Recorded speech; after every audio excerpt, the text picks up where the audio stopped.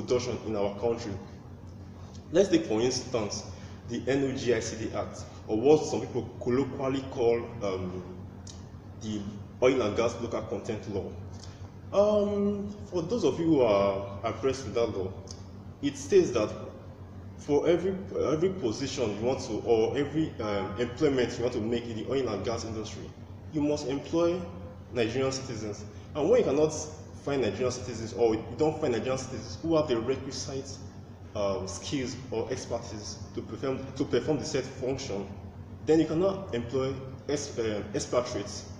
And even when you employ those expatriates, they must show that you have a plan to train Nigerian citizens who are not qualified in that said role, so that they can have the expertise to function at a later date. So even as it relates to, if as of today you want to submit a field development plan or a work plan, before any PROC will approve it, you have to show that you are compliant with the NOGICD Act before it will be approved. So if you look at the fruit that has borne for Nigeria as a result of our compliance with the establishment of that said act, you will see that Nigeria has benefited so much from that act. Take for example, as of today, most of the onshore fields, most of the shallow water fields in Nigeria, the licenses to those fields are being held by local companies, by Nigerian companies. Meanwhile, in the past, almost all the oil fields were being held by the IOCs, but the Nigerian oil and gas companies now have the expertise, the capacity to operate and hold licenses to their own oil field. That was not the case in the past. That's a product of a good legislation. So that's one aspect. Another aspect, a lot of people have said this. Why don't Senegal nationalize the assets of the IOCs? Why not they unilaterally change the terms and conditions of the joint venture? Again, I'll still go back to the Nigerian situation.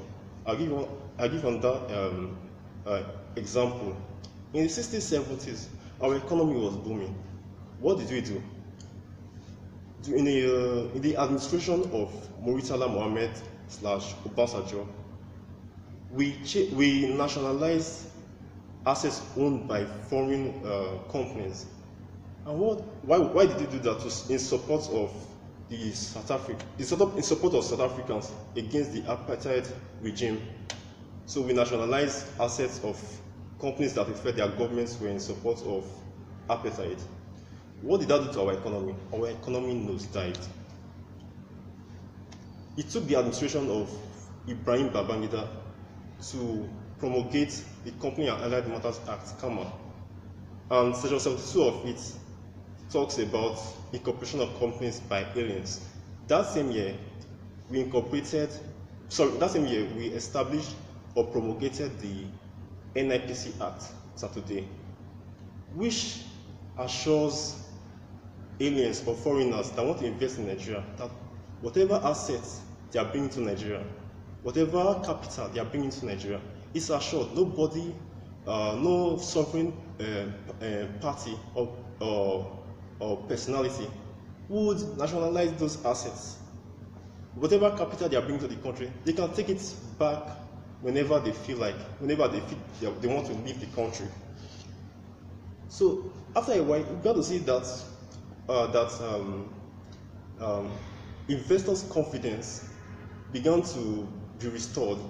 And after that incident, Nigeria never took for granted foreign investments in Nigeria. Take for instance, this might not be the best example, but just to show you how serious, especially in the 90s, how we took foreign investments. When Shell, BP, and I'm trying to remember the community in Ogoni community had their problems. You saw the way Abacha dealt with the Ogoni community. Although I do not support that. Just to show you and give you an example of how we try to protect foreign investments. You see how it deals with it. That's to show you that investors' confidence is very, very critical. Yes, you might not like the laws, the contracts that were signed with the IOCs, but if you start nationalizing assets, other investors, they're outside of your country, they're looking inward. What's happening? Once they sense that there's no investors guarantee, they're not going to invest in your country. So that's why we lawyers,